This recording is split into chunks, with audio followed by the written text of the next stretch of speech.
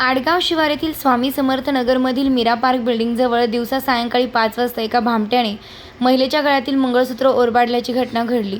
सदर घटना सीसीटीव्हीत कैद झाली। तरी परिसरातील महिलांनी आपली काळजी घ्यावी असे आवाहन नाशिक तेज डिजिटल नेटवर्ककडून करण्यात येत आहे। स्टार लक्ष मराठी न्यूजसाठी रफिक सय्यद।